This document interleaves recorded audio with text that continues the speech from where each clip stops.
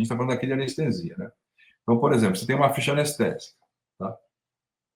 Acabou a cirurgia, acabou a ficha anestésica, encerrou a cirurgia, acabou o problema. Mas e o dado gerado por essa ficha anestésica? Será que eu não consigo entender melhor o que aconteceu com aquele paciente e, de repente, extrair informações importantes que, para um segundo paciente com as mesmas características, talvez eu faça alguma coisa diferente? Mas será que eu não consigo entender a qualidade da anestesia que eu estou fazendo?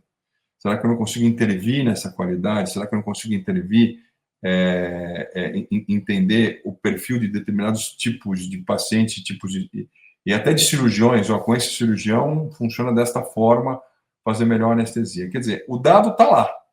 Eu preciso saber consumir aquele dado, né? Hoje, o que eu vejo que os prontuários eletrônicos, as fichas anestésicas deles, o dado para na própria ficha, né? E não vai para frente, né?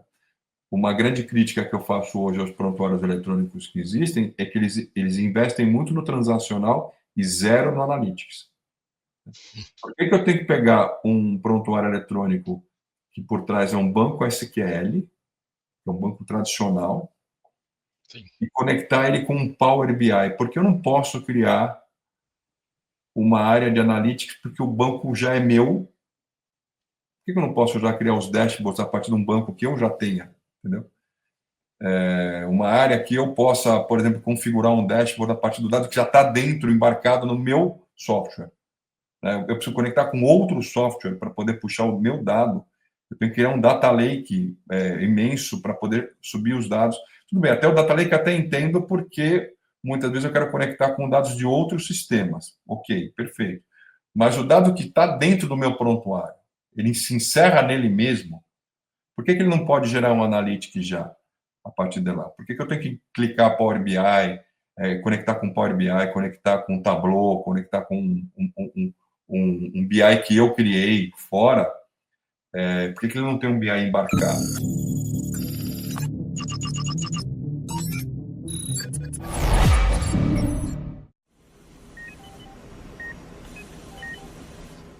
Olá, ouvintes do nosso podcast Anestesia de Valor. Sou o Jorge Preto, CMIO da Nestec e host do nosso podcast Anestesia de Valor. Comunidade que discute inovação, gestão, tecnologia para uma anestesia mais preditiva, conectada, ou seja, uma anestesia de valor. E nessa 8ª temporada vamos falar sobre conexões que geram valor. Falar um pouco da anestesia sobre diversos ângulos, diversas perspectivas, gestão, inovação, regulação, carreira e a nossa relação com outras especialidades, mostrando como que esse diálogo interdisciplinar com gestão, com tecnologia, amplia as nossas possibilidades, fortalece a nossa prática. E você que está nos escutando, não esqueça das nossas outras 7 temporadas, cara, tem muito conteúdo, marca o seu colega, dá 5 estrelas para a gente aqui no Spotify, se está ouvindo no plantão, marca lá no @Nestec, que você está escutando a gente, e para a gente começar esse podcast, nós vamos falar hoje sobre inovação aplicada na saúde, quem realmente faz. Falar de inovação é fácil, difícil é entregar. Então, eu queria ter o prazer aqui de apresentar para vocês o Carlos Sacomani. Ele é médico urologista, é o cara que está do lado de lá da barraca, que aceitou aqui conversar com a gente. Ele é doutor em ciências pela Faculdade de Medicina da USP. Ele é ex-CMIO do AC Camargo, MBA de Gestão de Negócios, Tecnologia, Transformação Digital e pós-graduação em Ciência de Dados, Informática e Saúde. Sacomani, muito prazer, obrigado. Se apresenta como você gosta de se apresentar e conta um pouco para a gente como que você resolveu partir para essa parte, tecnologia, inovação, como que o bichinho aí da inovação te pegou? Bom, primeiro agradeço o convite, Giorgio, Diógenes, a Nestec como um todo. É um prazer estar aqui conversando com vocês sobre transformação digital. Eu acho que a Nestec tem um papel importante nessa palavra transformação digital. A gente pode comentar um pouquinho sobre isso depois. Eu sou um médico urologista, sou médico cirurgião de formação. Atuo como cirurgião desde o término da minha residência, que foi em 1997, então já faz algum tempinho que eu atuo como cirurgião. Faço cirurgia robótica desde 2013 e eu migrei parcialmente para a área de tecnologia e transformação digital, para a área de ser CMIO. Fui CMIO do AC Camargo por 5 anos. Trabalhei tanto dentro da TI como dentro da área de inovação do hospital. E muitos me perguntaram, quando eu fiz essa minha transição, por que eu estava fazendo isso se eu já tinha um nome bastante respeitado dentro da urologia, já atuava como urologista há muitos anos, tinha mestrado, doutorado, e tinha um consultório já bem instalado.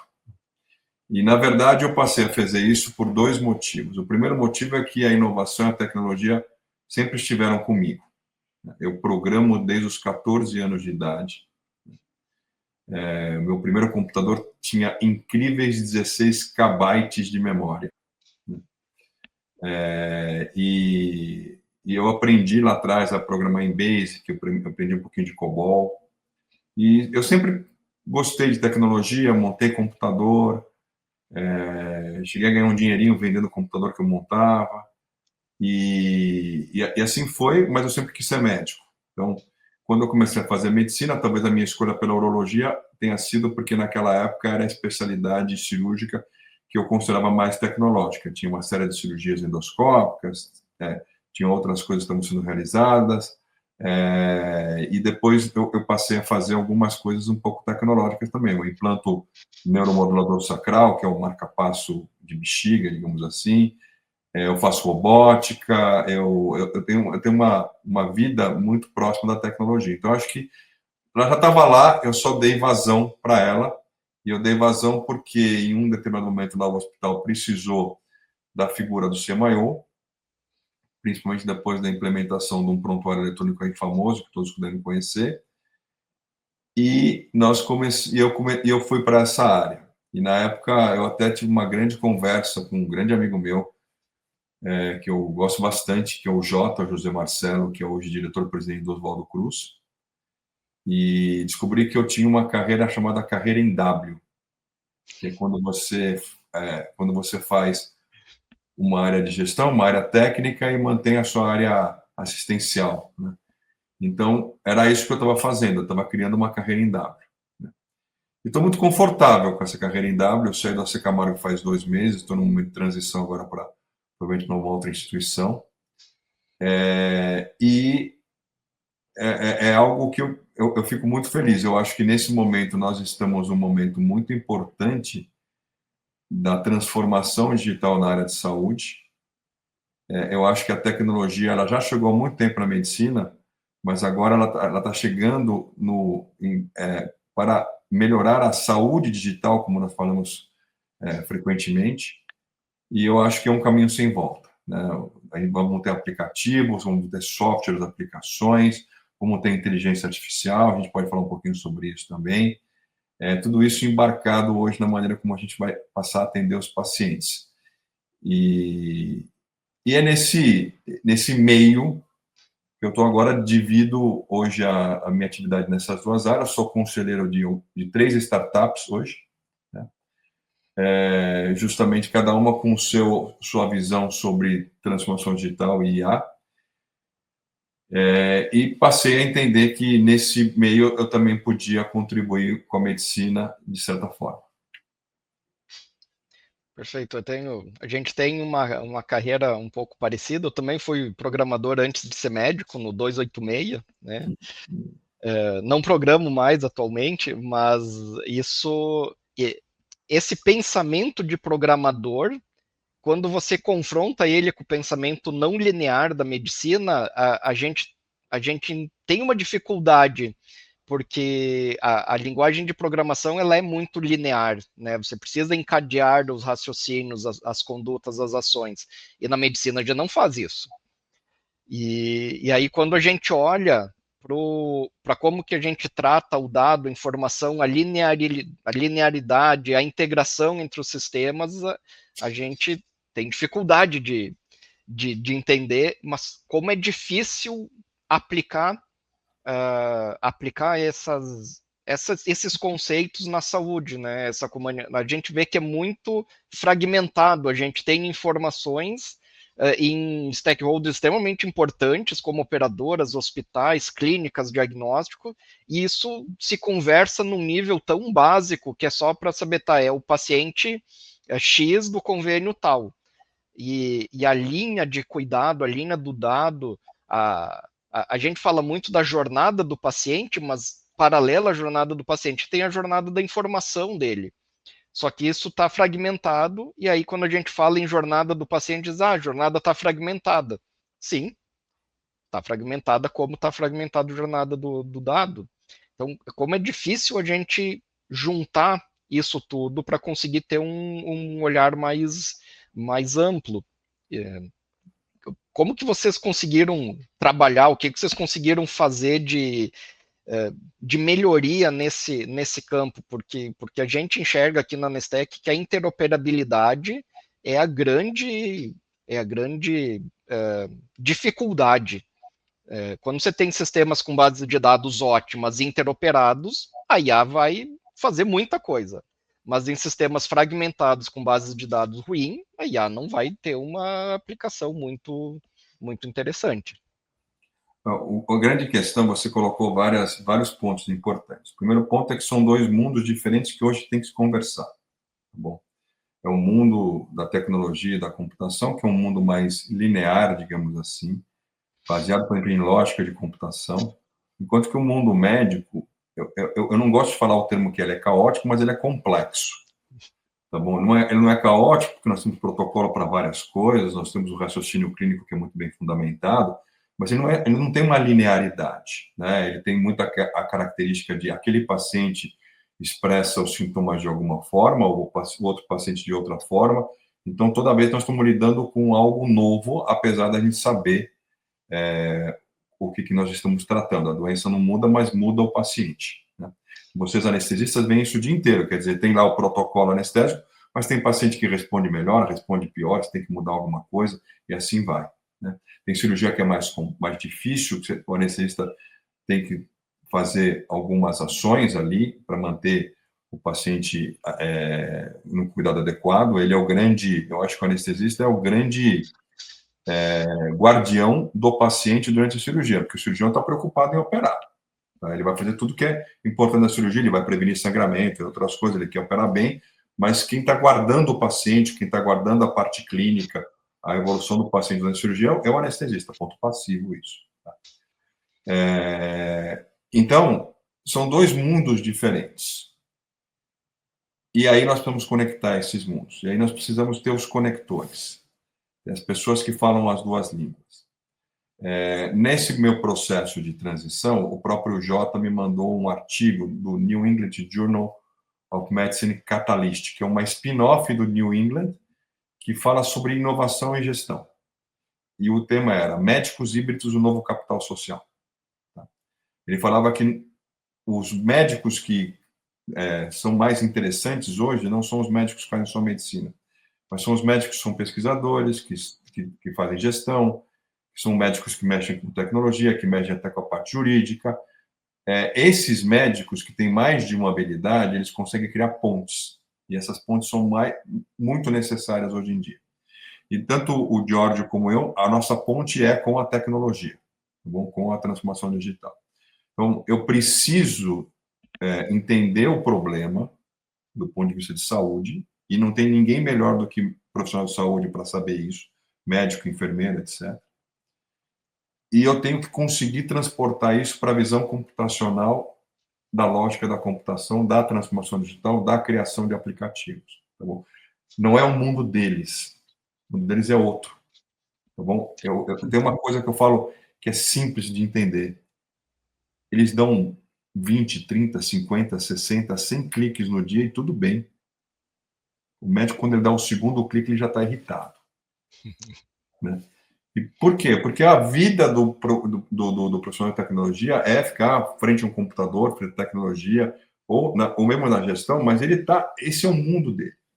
E o nosso mundo é 2 cliques, levanta, vai embora, pronto, a hora está resolvida, eu tenho que ver o paciente.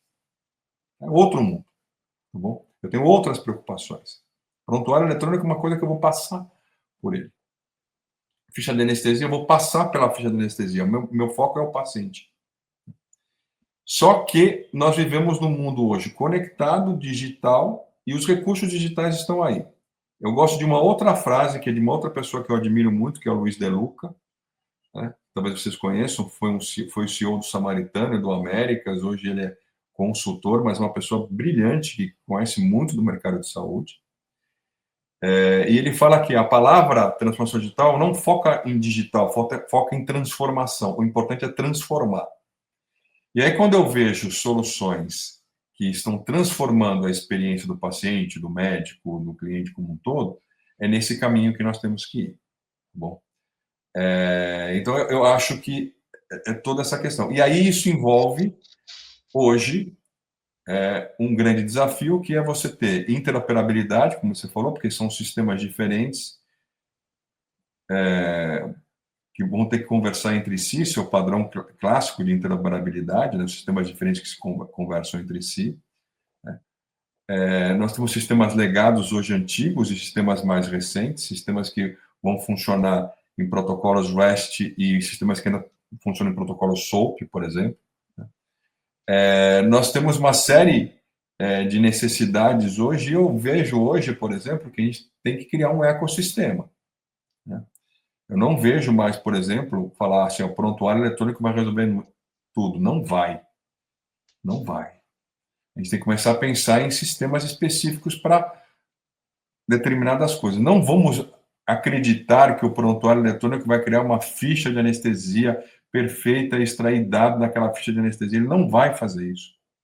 Tá bom? Não vai fazer isso. E aí nós precisamos pensar em outras aplicações. As ações de CRM vão ser feitas fora do prontuário eletrônico e conectar com um CRM adequado, né?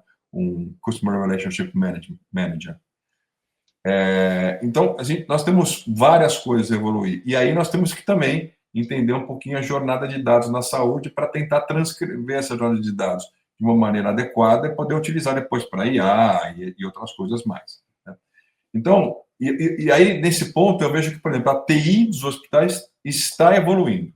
Se você pegar hoje, o momento que nós estamos hoje, é o momento de 15 anos atrás dos bancos.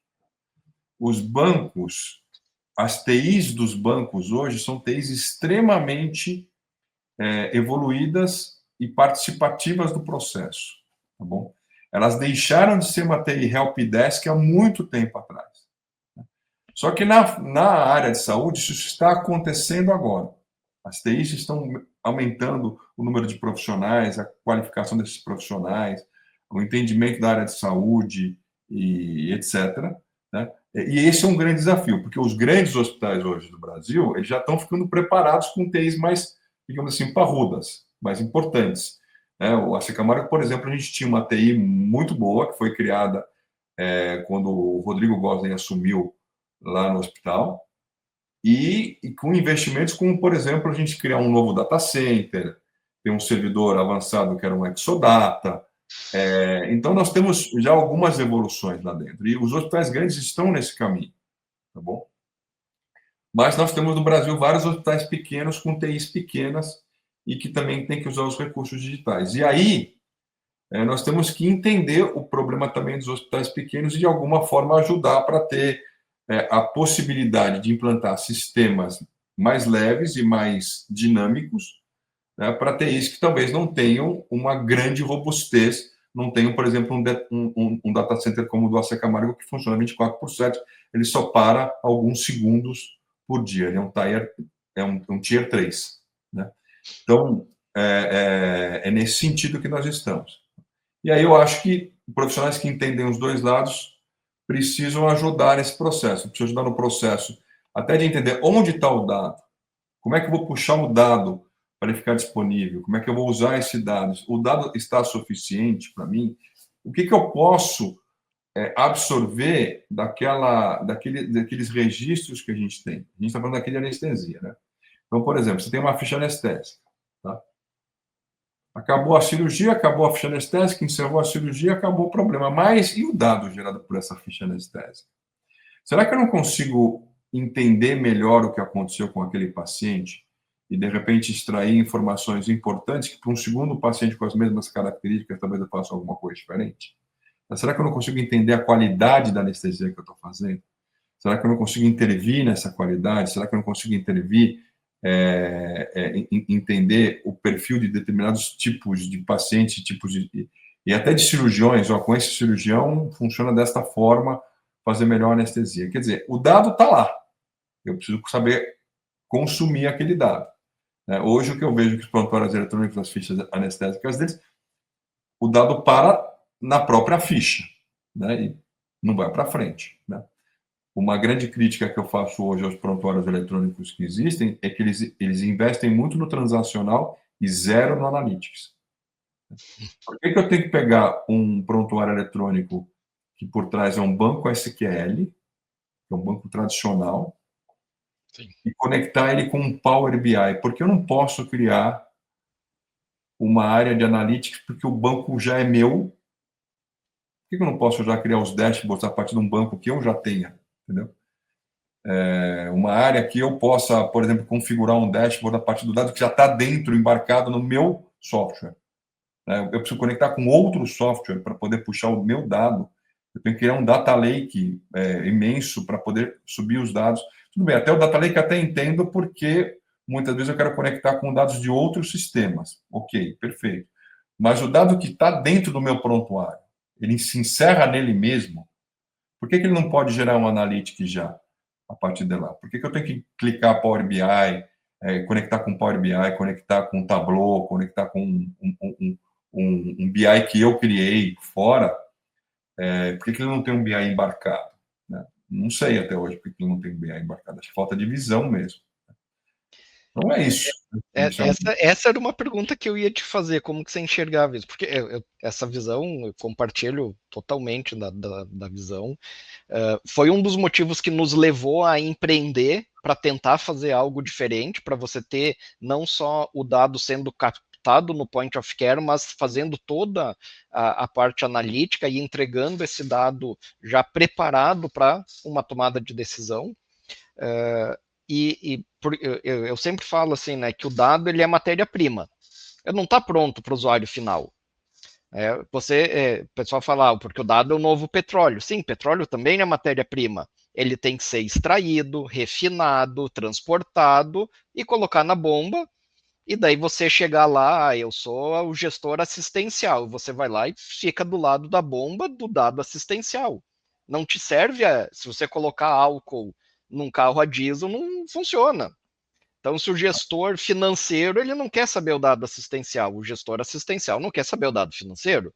Cada um tem a sua informação. Só que os nossos prontuários, eles pararam na fase de captar o dado matéria-prima e é isso. Só que isso é assim, né? Há 20 anos, né, Sacomani? A gente olha o que a gente tem hoje na mão no celular, a gente tem um gap tecnológico para o prontuário eletrônico de 20 anos. A tecnologia que existe hoje nos prontuários, elas são tecnologias legadas, como você falou, e são tecnologia de 20 anos atrás. Me parece que nunca foi o core business do prontuário. A parte assistencial sempre foi relegada ao JAC, né? JAC está usando para gerenciar estoque, para gerenciar financeiro, para gerenciar código, finanças, operação. Vamos ir fazendo puxadinho para o profissional de saúde fazer as suas coisas. Aí está tudo em campo texto, em campos desorganizados.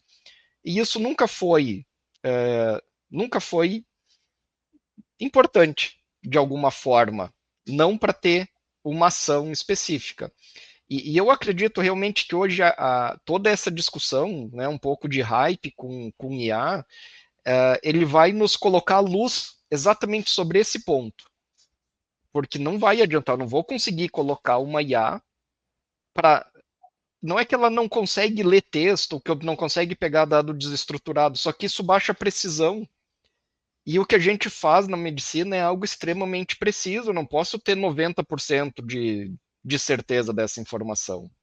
Eu fiz vários testes aqui com agentes low code de IA, e eles, de entre 2 e 5% das vezes, eles davam uma resposta errada. Mesmo com refinamento, com fine tuning, com engenharia de prompt, não provavelmente com a programação mesmo, um Python, alguma coisa, eu consigo ser mais preciso. Mas não é que a tecnologia não possa ser aplicada, mas vai ser uma precisão ruim para o tipo de atividade que a gente faz. Então, eu vejo que talvez o grande avanço que nós vamos ter com a IA, ele é back-office, é fazer fluxo operacional de dado que já está estruturado, que é dado codificado, número, código, finança, estoque, isso aí a IA consegue gerenciar muito bem, mas a parte assistencial nós precisamos ter um salto tecnológico, mas toda essa discussão vai colocar luz sobre isso que a gente está falando agora. Eu concordo com você, e eu acho que a gente tem algumas questões aqui. A primeira questão é que a inteligência artificial veio para ficar, ponto passivo. Tá bom? A gente já tem inteligência artificial em outras áreas, a gente usa hoje no dia a dia sem perceber. A gente tem que parar de acreditar que a inteligência artificial é a inteligência artificial generativa. A generativa é a que democratizou o uso da inteligência artificial. Ela tornou acessível para quem não entende absolutamente nada de inteligência artificial. Tá? E a generativa é uma das possibilidades da IA. A IA tem várias outras possibilidades, modelos preditivos, outras coisas que nós podemos fazer, agentes de IA, outras coisas que nós podemos fazer.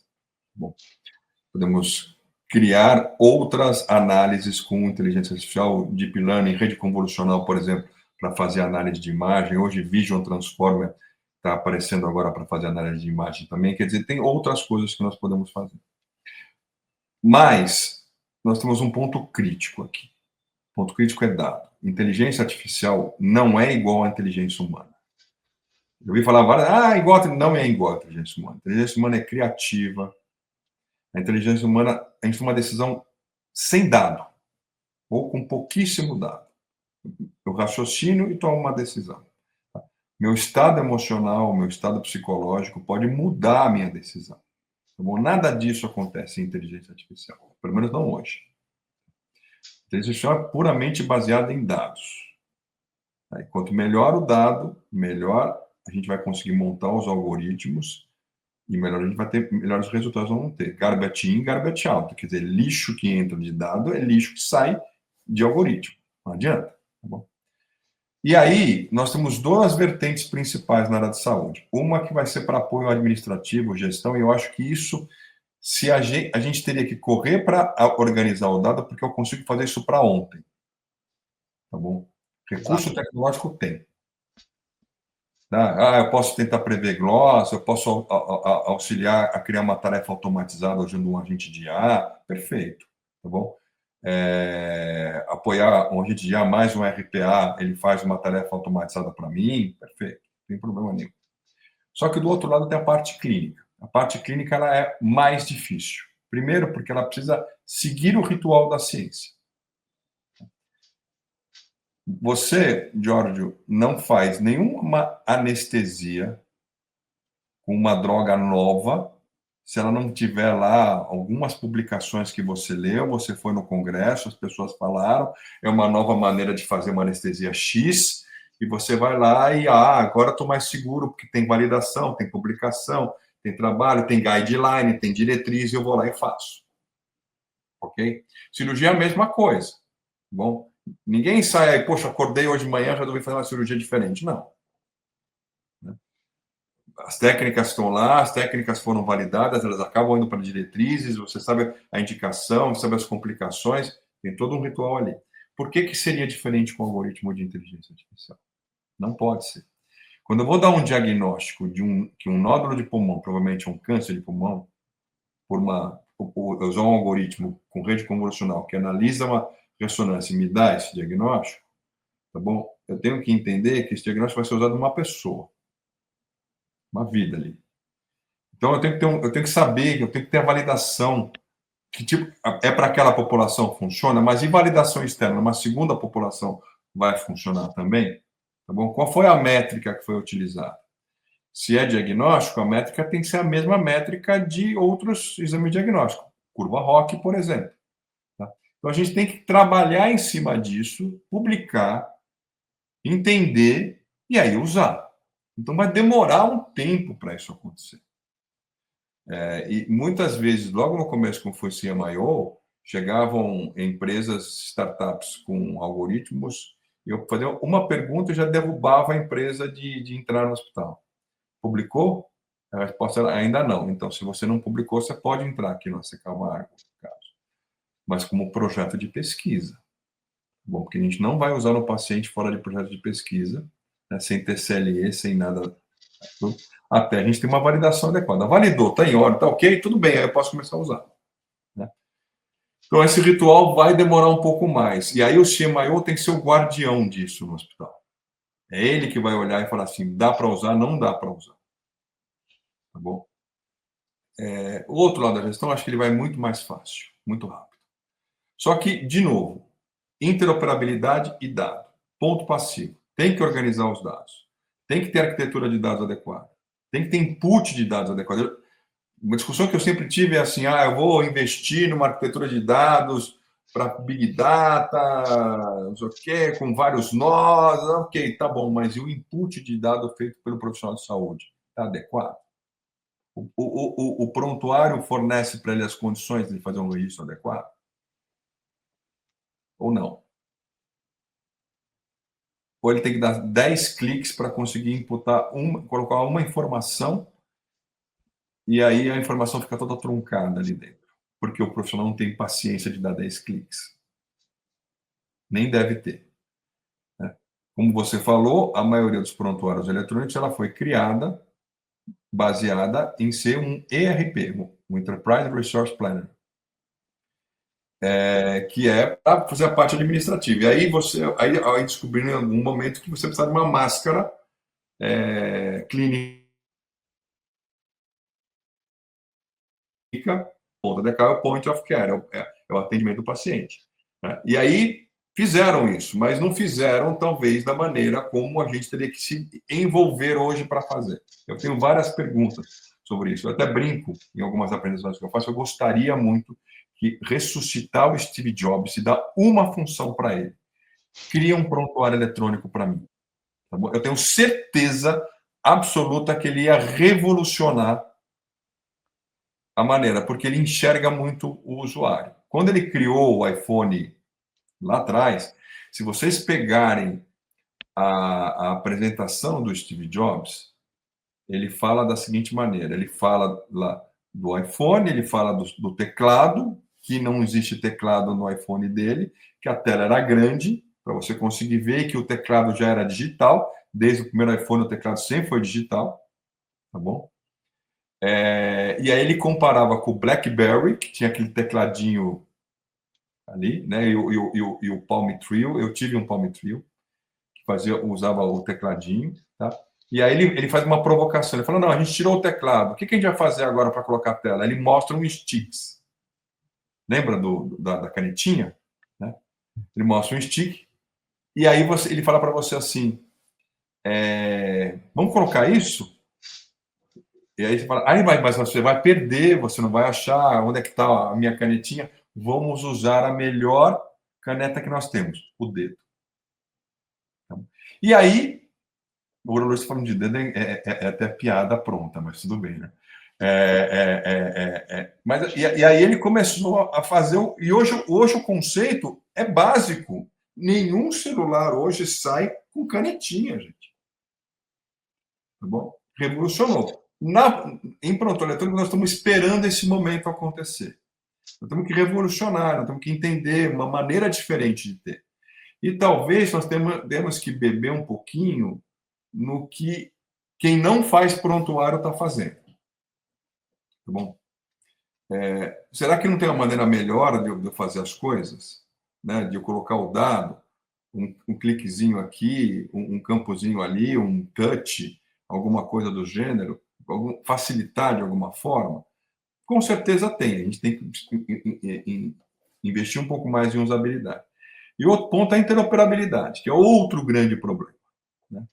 Qual que é o grande problema da interoperabilidade? É investir nela. E aí a gente tem que aprender um pouco com o que aconteceu com a Epic. A Epic é o maior prontuário dos Estados Unidos. A Epic hoje tem um núcleo de interoperabilidade dentro da Epic. Por quê? Porque o mercado exigiu isso. E por que o mercado exigiu? Porque começaram a surgir soluções, as pessoas queriam usar soluções, mas para isso ela precisava conectar com o prontuário principal. Tá bom? E aí, no começo, a Epic não queria fazer isso. né? Ah, por questão de segurança, não vamos permitir e tal. Até que a pressão foi tão grande que eles tiveram que criar um núcleo de interoperabilidade. Hoje eles interoperam, e hoje, qual é o padrão? O padrão é realmente interoperar para facilitar que os outros softwares se conectem ao prontuário. Aqui a gente tem que ir para o mesmo caminho. E os grandes produtores de prontuário eletrônico no Brasil, eles estão na mesma questão. Eles estão começando a se abrir agora para interoperar. Porque até então, não, a gente faz tudo sozinho aqui dentro. É tudo dentro nosso, não conecta nada aqui por uma questão de segurança. Até. Não. Você quer ter segurança? Ok, não tem problema, é perfeito. Nós temos que ter segurança. Então, cria as suas barreiras, né, para a gente poder garantir a segurança. Não tem problema nenhum. Mas permite a interoperabilidade com a conexão entre os sistemas. Não vai ter jeito. Nós vamos ter que evoluir para essa questão. Nós vamos ter que ter aplicações mais, digamos, dinâmicas nesse sentido. Eu até me pergunto hoje se é correto eu ter o mesmo software com ERP e prontuário clínico. Tá bom? Se eu não deveria criar um módulo prontuário clínico totalmente independente do módulo ERP e conectar os dois por API. Tá? Algo como se fosse quase que um quebra-cabeça. Eu tenho um módulo aqui, outro módulo aqui, eu conecto os dois, eles funcionam adequadamente. Mas eles são criados separadamente. Dá mais trabalho? Dá. Vai ter alguma dificuldade no começo, sim. Mas depois que embarcar, eu acho que isso talvez seja uma solução a se discutir no mercado. É interessante olhar o exemplo da Epic, né? As coisas que acontecem lá, depois de um tempo, acabam acontecendo aqui. Hoje a Epic tem o que eles chamam do marketplace. Você consegue ir no marketplace e já conectar com outras soluções que estão já vinculados e validados dentro do sistema. Se você for pensar, assim, não precisa. Eu acredito que não teve CMIO, tá, Sacomani, quando eles transformaram o ERP em uso para a parte assistencial, senão as coisas teriam sido um pouco diferentes. E eu lembro que quando a Philips comprou o Tazi, eu moro em Joinville, a Philips o Tazi aqui de Blumenau, e a gente estava na época fazendo validações da ficha de anestesia. Eu conversei com os engenheiros que vieram da Philips Central para cá, para conhecer. E colocando já essas ideias, cara, isso faz mais de 10 anos. E até hoje a gente não conseguiu evoluir. E assim, é impossível que o prontuário eletrônico, que a função dele principal é a gestão ERP, ele vai fazer um prontuário ótimo para todas as especialidades. Você tem que atender pronto-socorro, UTI, criança, maternidade, anestesia, as especialidades cirúrgicas, especialidades clínicas, diálise, exame de imagem, laboratório, rouparia. Cara, não tem como você conseguir fazer isso. O conceito hoje que a gente tem na Nestec é o que a gente chama do SaaS vertical. É aquele SaaS que não é para todo mundo, ele é muito, muito especializado, mas que entende na essência o que o anestesista precisa. É isso que vai acontecer. A gente vai ter sistemas super especializados, mas eles precisam conectar com o prontuário, que é a fonte principal de informação do paciente. E esse eu vejo que é o nosso grande gap tecnológico que a gente tem. Entendeu? É conexão. E na conexão, obviamente, tem estrutura, arquitetura e dados. Mas eu ainda vejo pouco investimento nisso. Para a gente parece algo muito óbvio, talvez pelo nosso tipo de divisão profissional, mas eu vejo hoje pouquíssimo investimento. Isso está no PowerPoint, isso está no palco, isso está no planejamento estratégico, mas na hora da execução eu não vejo isso. E aí, às vezes, eu vejo umas tomadas de decisão, umas compras de materiais e equipamentos que, obviamente, não vão ter resultado, não vai ter ROI. E aquele valor, se tivesse sido investido em interoperabilidade, em TI, em arquitetura, teria um resultado por muitos anos. Aí essa é uma pergunta, eu sei que já esteve mais próximo de direção de hospital e coisa. Isso é discutido nesse ponto? O ROI, vamos investir nisso, porque senão a gente não consegue mudar a nossa tomada de decisão? Isso tem uma pitadinha de inovação no meio, tá bom? O que nós temos que entender? Quando você está dentro de um hospital, você tem que criar uma área de inovação dentro do hospital. Só que essa área de inovação ela tem clientes internos e clientes externos. Então, seu cliente externo principal é o paciente, mas também tem um médico externo. Tá bom? Mas internamente você tem vários clientes. A área de operações está cheia de clientes. Tá bom? E você tem que ter a visão do que é inovação de fato. O que é inovação? Inovação é criar alguma coisa estratosférica, disruptiva, e ter patente e etc. Não, isso não é inovação, tá bom? Eu posso ter 200 patentes e não fazer nada, porque nenhuma das minhas patentes teve mercado ou teve cliente para isso. Tá bom? Professor Pardal está cheio de patente na prateleira do professor Pardal. Não dá para usar quase nada. Né? Só invenção. Inovação que não é utilizada é invenção. Morre. E a inovação ela tem que olhar para o mercado dela, ela tem que olhar para o produto que ela está criando, ela tem que ter visão de cliente, de experiência do cliente, do que ela vai mudar, qual o benefício, qual o valor e qual o ROI que ela vai trazer. Bom, e aí que entra isso. Então, olha, eu tenho aqui um problema X no hospital. Esse problema precisa ser resolvido e a gente vai resolver com tecnologia. Ok. Como processo de inovação, aprofundar no problema, entender o problema na profundidade, design thinking, sentar, conversar, entrevistar pessoas, vamos desenvolver, entender o problema. Entendemos o problema, vamos pensar na solução agora para isso. Tá bom? Pensamos na solução, vamos evoluir com essas soluções e a gente está até criar nosso MVP, nosso Minimum Value Product, Valuable Product, que a gente vai colocar para ser utilizado no mercado, para o meu cliente, etc. E aí tem um processo para isso acontecer, que tem que ser um processo linear também. A inovação tem saltos, mas ela não deixa de ser um processo com objetivo. Tá bom? E aí é aí que pecam os hospitais. Eles não têm uma inovação forte nesse sentido. Os que têm, funcionam bem.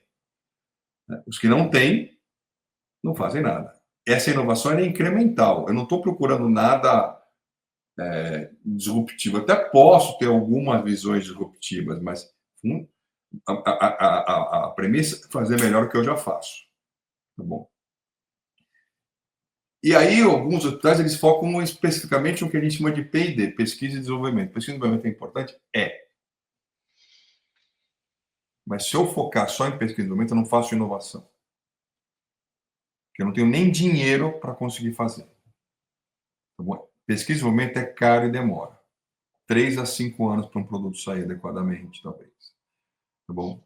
Uma incerteza muito grande. Uma aplicação de recurso em fundo cego, praticamente. Eu não tenho muitas vezes claro o ROI daquilo. Quando eu vou para incrementar, eu consigo ter isso mais claramente. Tá bom? E quando eu olhar para o mercado, eu também tenho que olhar para o mercado e falar assim, será que isso faz sentido para o mercado? Tá bom? Ok. Então, é nesse sentido que a gente tem que fazer. E aí os hospitais precisam ter essa sensação, vamos resolver o problema. Às vezes, você tem soluções que estão prontas. Tá? Por que eu desenvolveria uma nova aplicação para anestesia se eu tenho um Anestec pronto, por exemplo? Por quê? Tá? Não é mais fácil chegar para você, Jorge, pegar o Jorge e falar assim, deixa eu ver o que você tem aqui para ver se me atende, e se não me atender em alguns pontos, talvez a gente converse aqui e evolua para alguns pontos que você vai ajudar o meu serviço aqui, que eu estou precisando disso aqui, daquilo ali, tá? Ok. E aí essa conversa é muito mais dinâmica com uma empresa menor do que uma empresa grande. Vai conversar com a SAP e pede para ele customizar para você alguma coisa. Não vai customizar para você. Por quê? Porque ele tem milhares, milhões de clientes no mundo inteiro. Ele não vai customizar para atender um cliente. Tá? Agora, a empresa pequena, que um cliente faz totalmente a diferença, muitas vezes, no orçamento dele, ele vai se dedicar, se ele precisar, naquela customização. E aí você vai criando as soluções específicas. E ela vai ter tempo, porque, Jorge, você não perde tempo de pensar em uma solução para cirurgia urológica. Você perde tempo para pensar em uma solução para anestesia. Tá bom? Deixa a solução para cirurgia urológica para o dia que eu fundar a Urotec, e aí eu penso nas questões urológicas, quem sabe um dia a gente conecta os dois. Estou brincando. Mas o fato é que, assim, você vai se dedicar, você vai querer evoluir a sua ferramenta, você vai querer. E aí o que você precisa é ter uma facilidade para conectar a sua ferramenta com o prontuário eletrônico, devolver a sua informação do seu software de volta ao prontuário do paciente, porque vai estar lá armazenada, tá bom? Facilitar o analytics para eventualmente subir para um data lake com aquelas informações que vão ser utilizadas para melhorar desfecho de paciente. Tá? A gente fala muito em value-based healthcare, né? Melhorar o desfecho do paciente, lindo, maravilhoso, vamos melhorar o desfecho do paciente. Tá? E o dado para eu saber como é que eu melhoro o desfecho. Tá lá? Não, não tá. São duas coisas que eu escuto há muito tempo, com certeza você escuta mais tempo que eu, que é medicina baseada em valor e pagamento por performance. Por que essas coisas não saem do papel? Simplesmente porque a gente não tem dado suficiente para mostrar desfecho baseado em valor, nem em performance. Cara, é simples assim. E aí, faz vou te 20 falar. anos, eu estou formado já há mais de 20 anos, desde que eu saí da faculdade eu escuto isso. O futuro é medicina baseada em valor, o futuro é pagamento por performance. Quem consegue medir performance do seu corpo clínico? Quem consegue comprovar que o seu corpo clínico é bom? Se vier uma rede de fora, hoje estamos vivendo a consolidação das redes de saúde. Se vier uma rede de outra cidade, com alguém que não conhece absolutamente nada da tua instituição, você consegue demonstrar que a sua instituição é boa, baseada em dados? Não consegue? Isso devia ser a sua meta principal para os próximos anos. Mas essa é a minha visão. O livro que criou o conceito de Value-Based Healthcare é do Michael Porter e da Elizabeth. Agora sumiu o nome dela. Tainsbury. De 2006. 19 anos atrás, o livro chama-se Redefining Healthcare, Redefinindo a Saúde. Está lá os conceitos todos. E justamente o Michael Porter abraçou essa questão porque o Michael Porter, muito antes de ser o cara do Value-Based Healthcare, ele era o guru da concorrência, tá bom? Ele tinha criado as forças de Porter, que todo mundo conhece, tá bom? Que são forças que garantem o entendimento da concorrência. E aí ele entendeu que a gente não conseguia saber se o serviço A ou B era melhor porque a gente não conseguia comparar os serviços. E não comparava porque você tinha protocolos diferentes, maneiras diferentes de tratar, e você não tinha dado. Bom, hoje, tecnologicamente, a gente tem condição de dar tudo isso, mas ainda nós não damos. Bom, eu consigo criar uma plataforma de evolução tecnológica que vai avaliar desfecho. Eu puxo o dado, puxo a informação da cirurgia, puxo o tempo cirúrgico, puxo um monte de coisa. Eu consigo dar isso. Tá bom? E aí tem algumas omissões que são críticas. E uma eu vou puxar bem para o meu lado aqui. Sociedade de especialidade. Eu tive vários cargos diretivos na Sociedade Brasileira de Neurologia. Há muito tempo atrás eu tentei criar os critérios de desfecho clínico adequado dentro da sociedade. Não consegui. E a minha pergunta é, você vai na anestesia, na sua sociedade, eu vou na minha sociedade, o colega que é plástico vai na dele, o vascular vai na dele. Quem é a melhor pessoa para saber o que é um desfecho adequado de uma cirurgia urológica? O urologista. Aonde? Na SBU. Por quê? Porque lá tem as cabeças pensantes em urologia do país inteiro. Tá bom? Por que o grupo não se junta para falar assim, este é o desfecho adequado de uma prostatectomia robótica? Esse é o desfecho adequado numa RTO de próstata. Esse é o desfecho adequado da cirurgia X. A anestesia é a mesma coisa. Esse é o desfecho adequado numa anestesia para tal tipo de cirurgia. Exemplo. Tá bom? Então, você pode criar esses desfechos todos. E aí, a gente vai mapear o dado para poder alimentar esse conhecimento do desfecho. E aí eu vou ter a análise, por exemplo, eu tenho 10 equipes cirúrgicas, eu sei o tempo de internação, o tempo, se tem reinternação ou não tem, o tempo de cirurgia, se sangrou ou não sangrou, porque eu consigo mapear quantas bolsas de sangue foram utilizadas, eu consigo mapear o HB do paciente, tá bom? Eu consigo ter o hematócrito do paciente, eu consigo ter todas essas informações estão lá. Você concorda comigo que todas essas informações estão lá?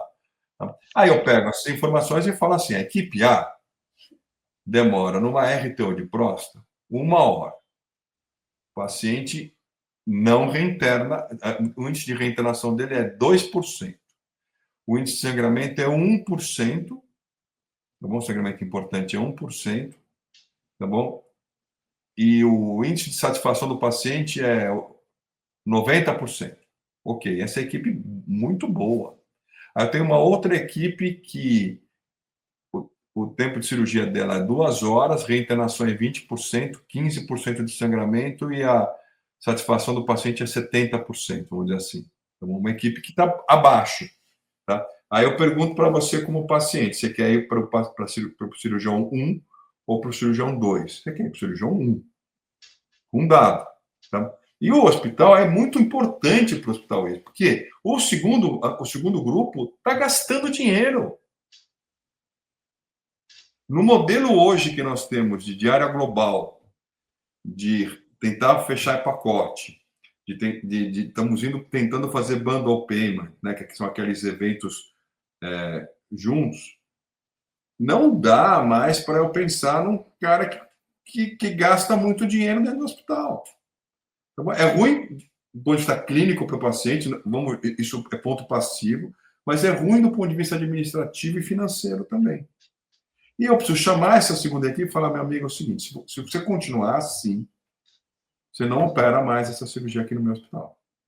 Só que aí tem o ônus de ter uma diretoria médica forte que chega e fala isso para o colega. Tá bom? Mas ele tem que falar isso, ele não dá para ele falar isso sem dado na mão dele, porque ele precisa se proteger com o dado. Olha, está aqui o dado, não tem como fugir desse dado. Tá? É a mesma coisa que eu faço hoje em qualquer ambiente corporativo. Tá bom? Você vai numa empresa X, ela tem uma empresa de corretagem de seguro, ela tem o dado do corretor de seguro dela, ela sabe quanto que o cara vende, qual o perfil da pessoa que ele vende, etc. E ele pode chegar um dia e falar, vou desligar você porque você não tem um perfil que nos traz um retorno adequado. Pronto. Está aqui o dado. Nossa meta era essa, você não cumpriu a meta. Então, é a mesma coisa aqui, só que eu preciso ter um parâmetro. E o parâmetro quem tem que dar é a sociedade de especialidade. Então, porque se ela não der, alguém vai dar. Vai ser o hospital, vai ser a operadora. Alguém vai dar em algum momento, isso vai acontecer. A sociedade tinha que estar lá. A outra ponta é o próprio serviço entender que ele precisa cumprir essa jornada e estruturar a base de dados dele para poder ter essa informação. Tá bom? Vamos voltar um pouquinho para vocês, a Nestec. Eu consigo exportar informações da anestesia que é feita e eu consigo ter o perfil da qualidade de anestesia que a gente fez em cada paciente.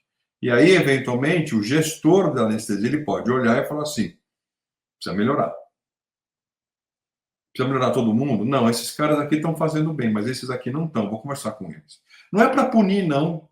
É para você estimular o desenvolvimento, para você entender as necessidades, para você até entender as limitações das pessoas. Tá bom? Talvez tenha gente que fala assim, o cara é muito bom numa cirurgia X, mas ele para a cirurgia Y ele não vai tão bem. Então, desloca ele para a cirurgia X. Ué, qual o problema de fazer isso? Eu hoje, aos 57 anos de idade, eu não quero fazer mais todas as cirurgias urológicas. Tá bom? Eu faço aquelas que eu estou confortável, eu tenho bons resultados, que eu entrego um bom resultado para o meu paciente e que eu saio tranquilo da cirurgia que eu fiz e o meu paciente sai beneficiado. Ponto. Tem cirurgia que fala assim, não é comigo que você vai fazer. Eu vou te indicar uma pessoa que faz isso todo dia, é fulano, vai procurar por ele. E eu recebo pacientes também assim. Eu acabei de receber um hoje de um colega urologista importante, tá bom? Porque ele falou, ó, vai fazer com o Sacomani porque ele tem mais experiência nesse método aqui. E veio comigo.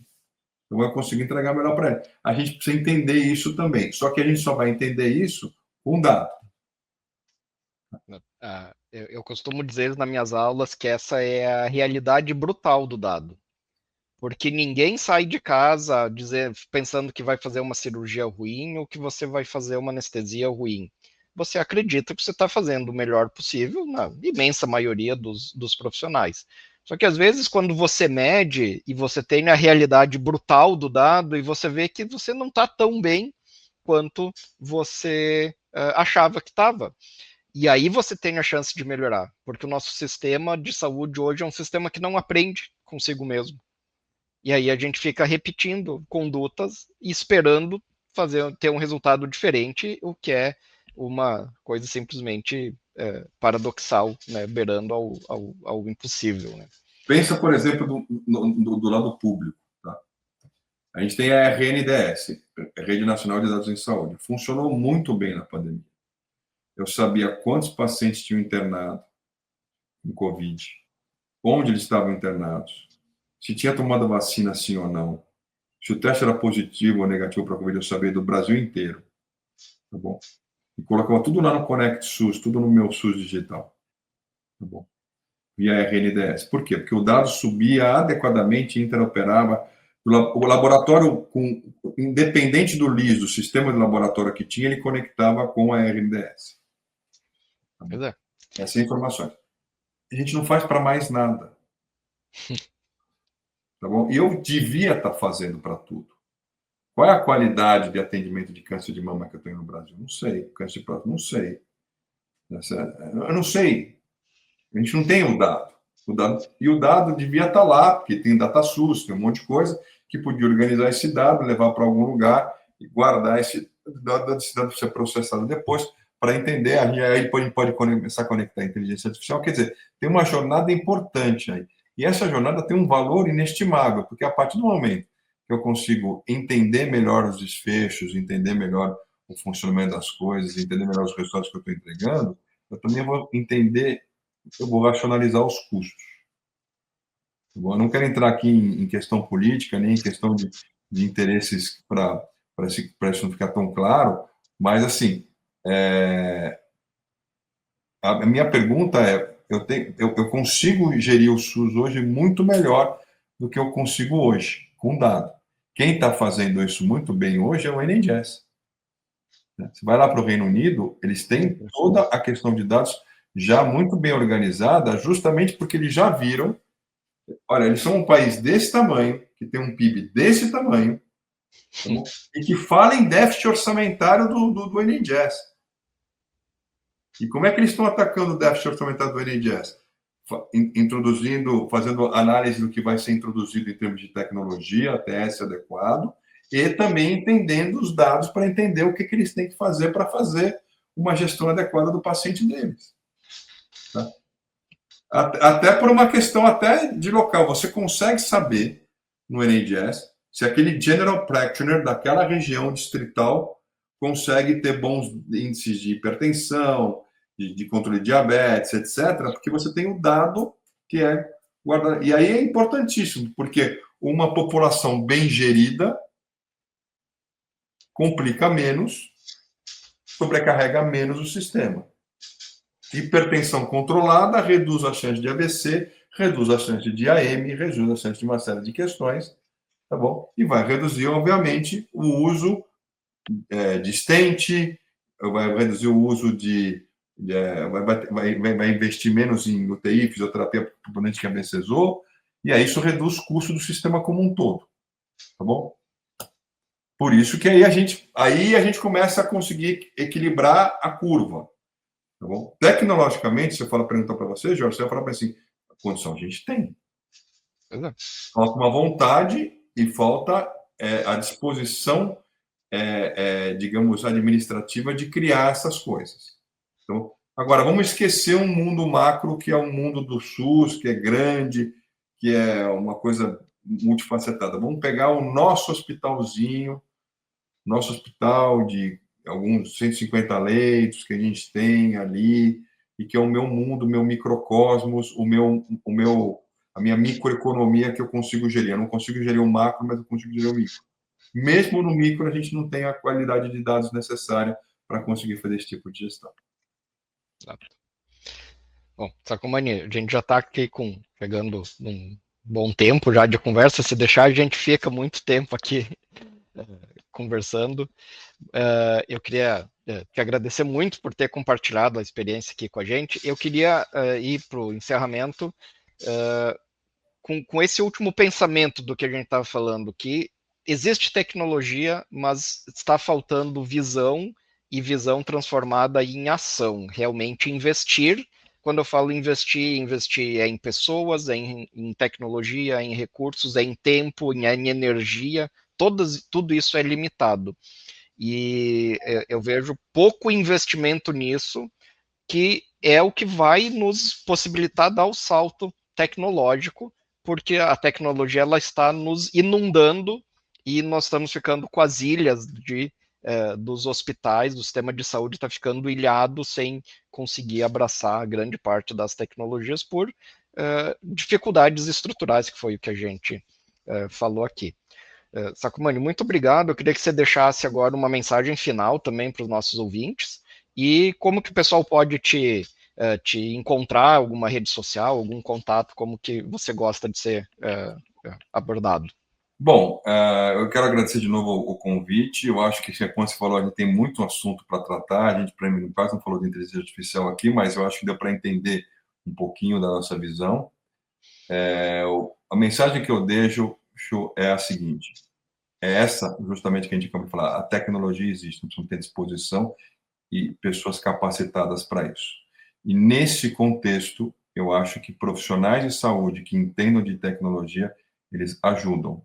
Eu costumo dizer hoje que o correto é que o CMIO andasse de mãos dadas com o CIO e com o CMO, o diretor médico e o diretor de TI, porque aí os três em conjunto criam essa estrutura que a gente está discutindo aqui, tá bom? E tem que ser uma disposição da alta gestão dos hospitais aqui, eu acho. Tá? Esse é um ponto. Eu acho que essa é a grande mensagem que diz. Se vocês quiserem me seguir e ver as minhas opiniões, no meu LinkedIn, é só colocar Carlos Sacomani, vai aparecer o meu LinkedIn ali. Tá? Vocês podem me acompanhar lá, eu tenho tudo que eu falei aqui, eu crio posts em sites sobre isso.